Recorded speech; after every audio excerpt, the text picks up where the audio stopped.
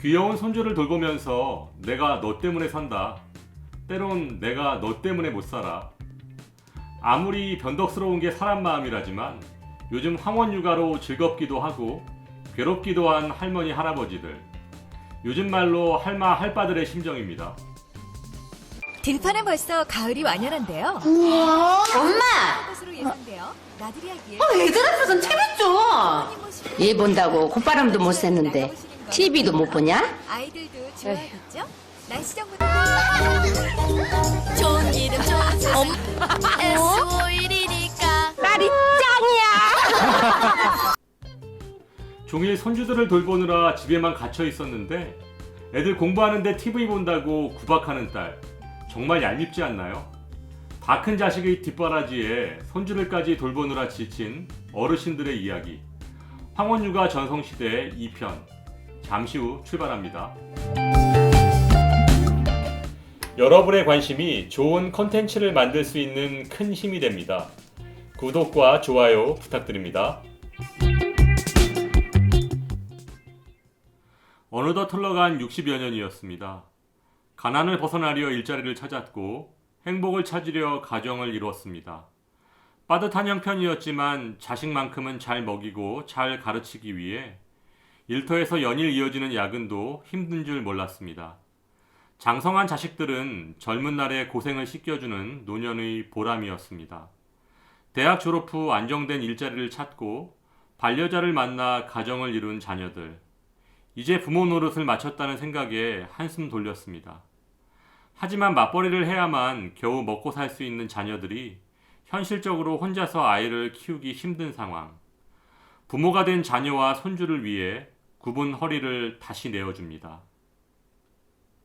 안녕하세요. 행복한 인생의 막 알베르토입니다. 최근 육아정책연구소에서 황혼육아 실태를 조사했습니다. 친정엄마가 아이를 돌봐주는 비율이 57%였는데요. 10명 중 6명은 친정엄마가 돌봐주고 있는 것입니다.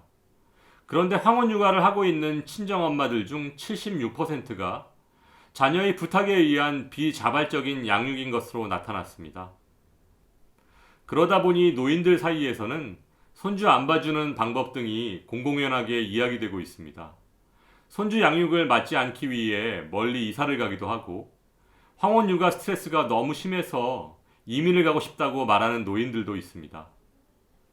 그러면 친정엄마가 손주들을 몇 명이나 돌봐주고 계신가 봤더니 평균 1.15명이었습니다.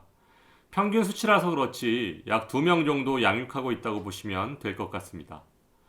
다음 양육기간은 평균 21개월 정도 되었고 양육하고 있는 손주들은 평균 2.6세, 그러니까 약 3살 정도 된 아이들인 거죠. 말도 안 듣고 가장 손이 많이 갈 때입니다.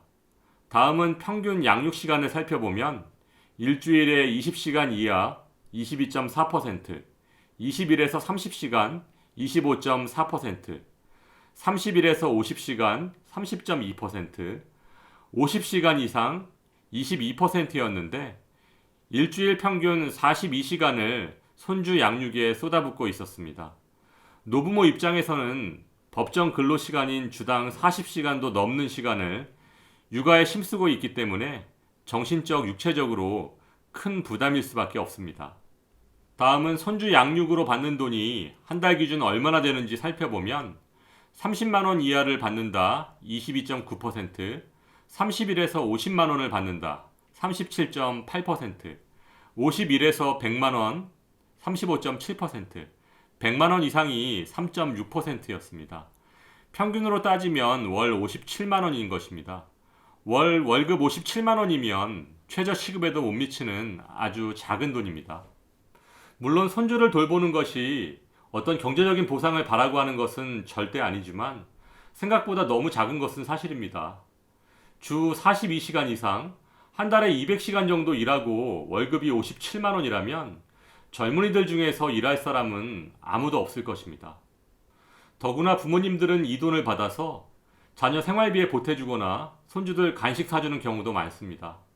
이렇게 보면 출산한 여성들이 경력 단절 없이 직장 생활을 이어나갈 수 있게 해주는 진짜 주역은 국가도 지역 사회도 아닌 친정 엄마인 것입니다. 다음은 황혼육아를 시작하게 된 계기를 살펴보면 자녀 부부가 직장 생활을 할 수 있도록 도와주려고 48%로 압도적 1위를 차지했고, 자녀가 혼자 양육하는 것이 안쓰러워서 16.7%로 2위, 손주가 예뻐서 돌봐주고 싶어서 15.7%로 3위로 나타났습니다.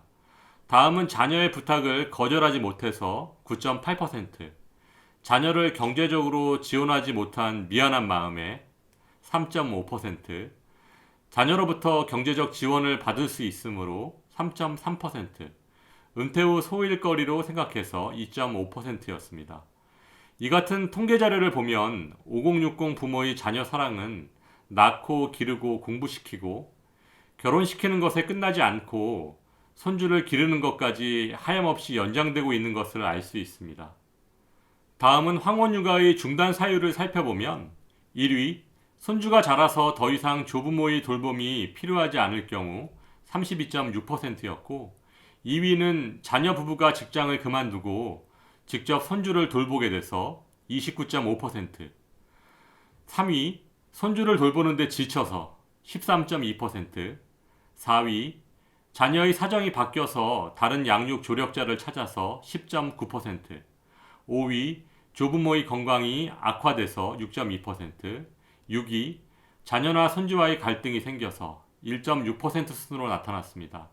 결국 한번 손주를 맡았다면 환경이 변하지 않는 이상 본인의 의지만으로 그만두기 쉽지 않다는 의미입니다. 황혼육아는 비단 우리나라에만 국한된 것이 아니라 이제 전 세계적으로 나타나는 현상이 되었습니다. 할아버지 할머니가 손주를 보는 것이 오히려 아이들 정서에도 좋고, 부모 또한 양육에 대한 부담을 내려놓고 직장에 최선을 다할 수 있는 긍정적인 연구 결과도 많습니다.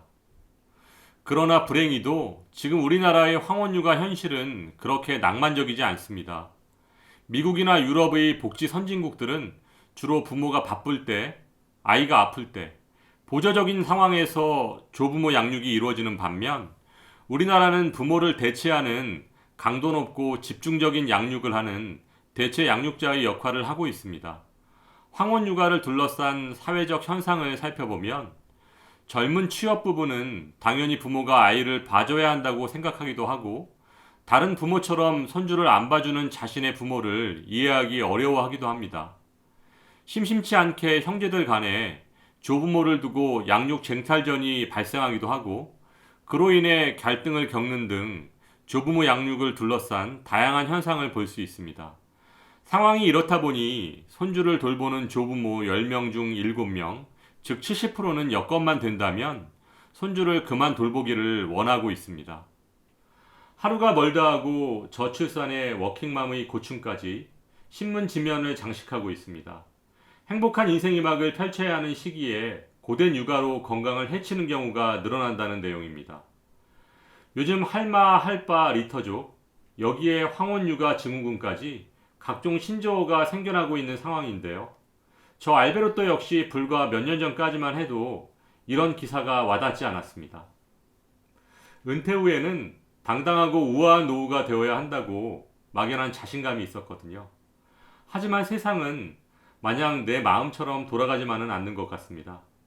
자식을 출가시키고 막 마음의 여유가 생길 무렵 어김없이 찾아오는 황혼육아, 손주를 봐주기도 외면하기도 어려운 상황이 내게도 찾아올지 모른다는 생각이 마음을 무겁게 합니다.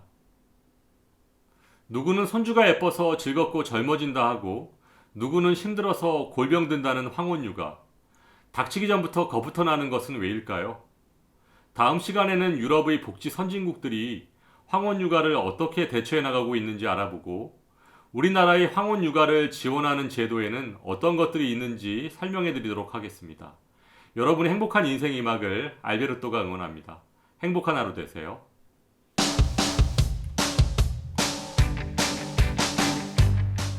여러분의 관심이 좋은 콘텐츠를 만들 수 있는 큰 힘이 됩니다.